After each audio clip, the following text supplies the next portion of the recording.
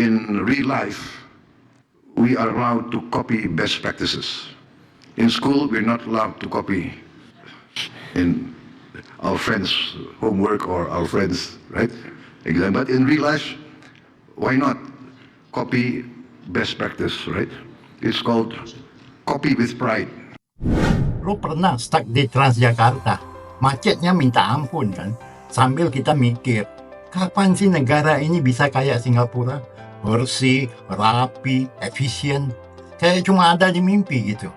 Tapi tunggu, mimpi itu mau kita copy with pride katanya. Masalahnya memang semudah itu. Itu bukan jargon startup, bukan juga kalimat motivasi dari Elon Musk.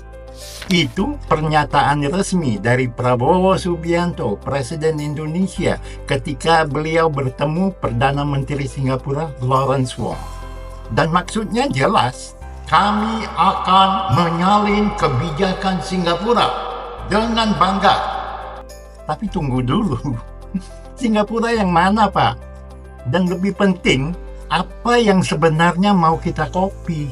Gua asal Singapura, kalian yang udah biasa di channel ini tahulah. Kalau naik MRT dari Changi ke Orchard, 1 jam pun gak ada. Wifi-nya kenceng, semuanya teratur. Dan yang paling gua ingat, sepi. Tapi efisien. Kayak robot yang di-coding buat disiplin gitu.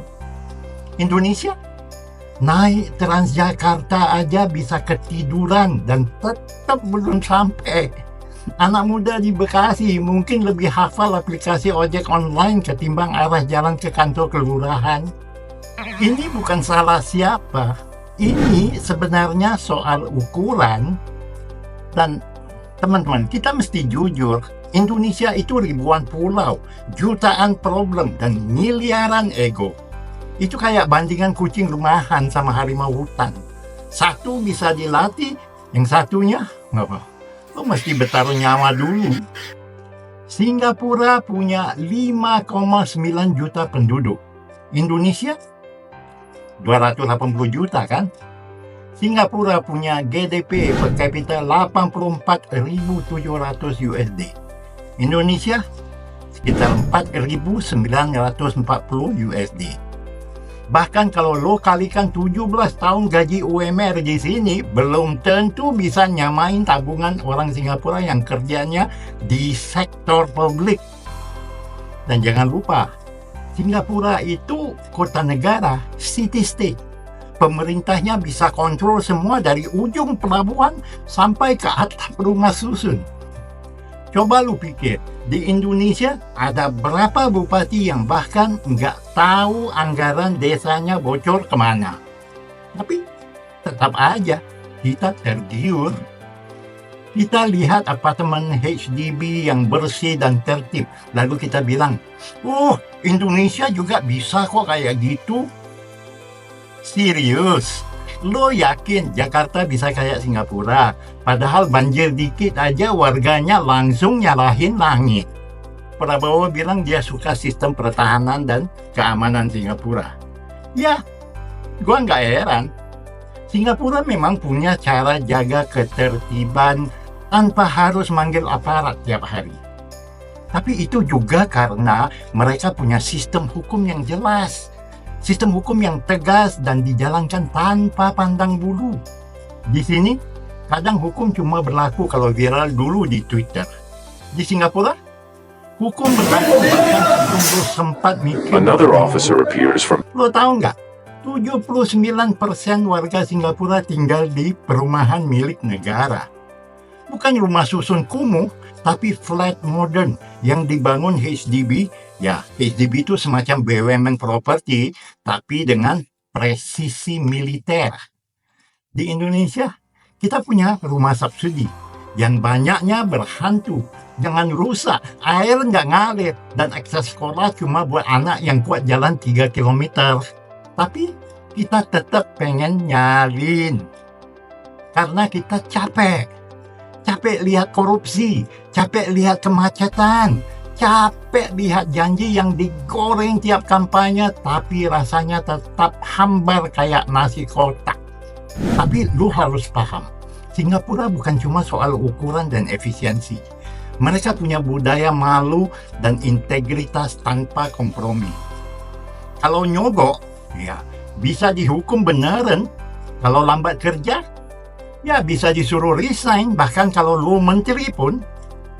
Kalau di Indonesia, pejabat tidur di rapat, rakyat cuma bisa ketawa dan bilang, ya. Perubahan antara lah." dirinya menyesalkan adanya pejabat yang Ini bukan soal kita nggak punya orang pintar atau baik, tapi soal sistem yang belum cukup kuat untuk mendorong akuntabilitas menyeluruh. Dan ini yang paling nyentil. Indeks persepsi korupsi Singapura, skornya 83 coy, ranking 5 dunia. Indonesia, skornya 34, ranking 115. Lo ngerti nggak artinya? Itu kayak bandingan air zam-zam sama air got. Jadi pas kita bilang mau nyalin Singapura, mau copy Singapura, apa yang mau kita copy sebenarnya? Flatnya? Bisa.